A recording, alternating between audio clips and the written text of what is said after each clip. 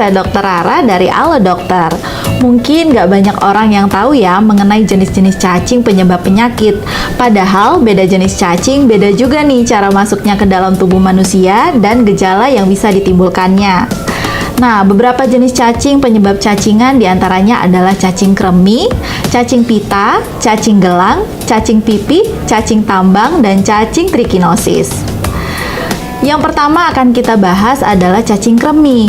Cacing yang satu ini bisa masuk ke dalam tubuh melalui kontak kulit secara langsung dengan telur-telurnya. Bisa juga kita nggak sengaja nih menelan telurnya atau bahkan terhirup ke saluran pernapasan, sebab telur cacing kremi ini ukurannya sangat kecil sehingga mudah terbang. Kemudian beberapa jenis cacing lainnya seperti cacing pita, cacing gelang, cacing pipih, dan cacing trikinosis bisa masuk ke dalam tubuhmu kalau kamu mengkonsumsi makanan seperti sayuran, buah-buahan, atau daging-dagingan yang nggak dicuci dengan bersih, masih mentah, atau yang nggak dimasak sampai matang.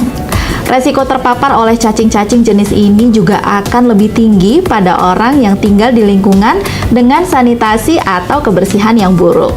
Cacing pita bisa memicu timbulnya benjolan di tubuh, reaksi alergi hingga kejang. Bahkan bisa juga nih meningkatkan resiko infeksi bakteri yang disertai demam. Saat orang dulu ya, kalau mendengar cacingan, yaitu ketika badan kurus, ya kemudian perutnya buncit, ataupun misalkan banyak makan, ya orang bilang nggak gemuk-gemuk, wah ini jangan-jangan kamu cacingan. Ya sekarang ya memang sudah sedikit jarang ya, ataupun sudah mulai jarang kita mendengar orang cacingan ataupun terkena infeksi cacing pita. Nah kalau medisnya ini disebut dengan taeniasis ya. Tapi bukan berarti nggak ada, masih ada. Tapi memang sudah mulai berkurang ya dibandingkan dahulu. Jadi kita bahas seputar infeksi cacing pita atau taeniasis.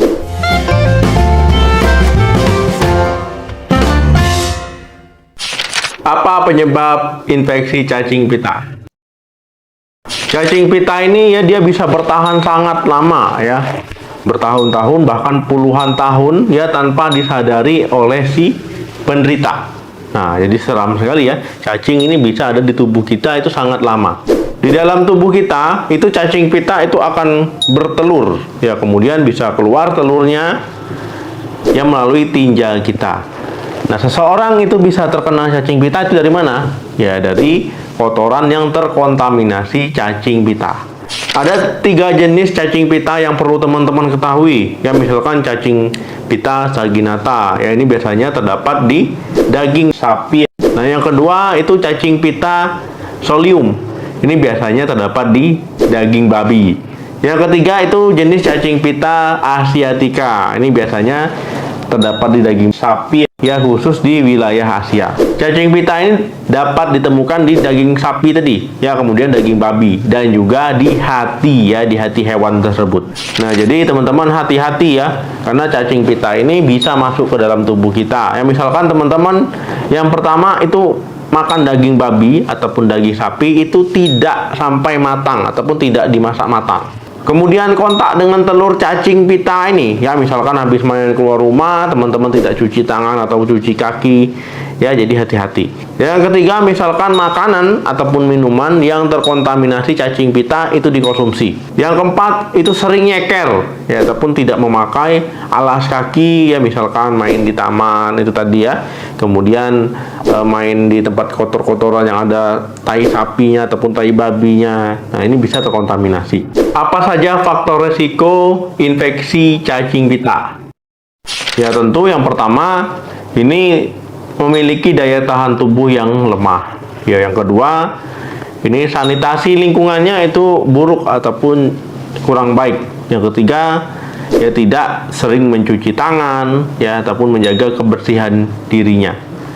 Nah, yang keempat, ini sering mengkonsumsi makanan ya termasuk daging sapi ataupun daging babi itu tidak dimasak matang. Yang kelima, di lingkungannya terdapat banyak sapi ataupun babi yang dilepas bebas. Apa saja gejala infeksi cacing pita? Gejala yang bisa dirasakan oleh penderita yaitu ada cacing pita ataupun telur ya di fesesnya ya ataupun ditinja.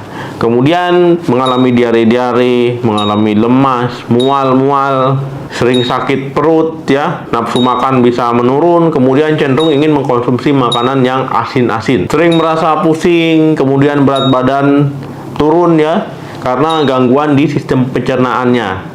Yang terakhir ini bisa iritasi ya di area sekitar anus, biasanya bisa perih ya ataupun bisa gatal-gatal ya tanpa sadar, sering menggaruk-garuk ya di area anusnya. Bagaimana pengobatan infeksi cacing pita?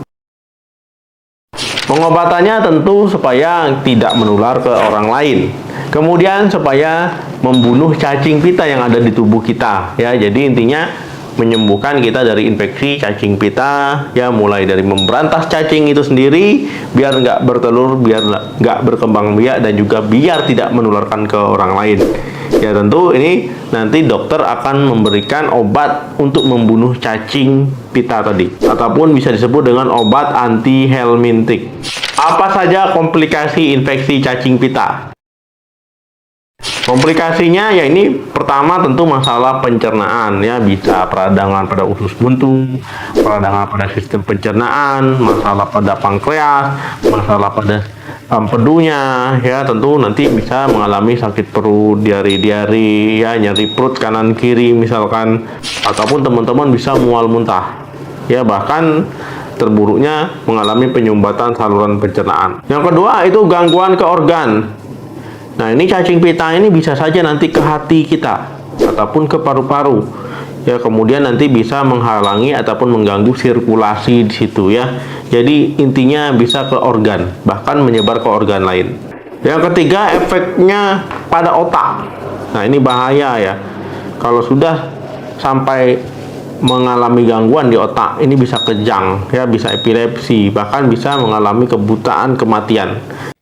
Kemudian pendapat saya mengenai penyakit kecacingan ini dapat dicegah dengan cara pertama, mencuci tangan dengan sabun dan air mengalir sesaat setelah menyentuh tanah, ke toilet, sebelum makan atau menyiapkan makanan. Kedua, minum air matang atau air kemasan.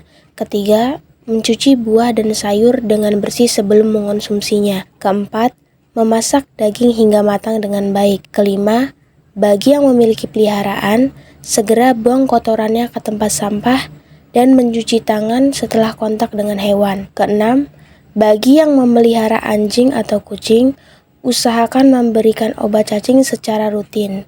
Ketujuh, pencegahan cacingan dengan rutin mengonsumsi obat cacing 6 bulan sekali.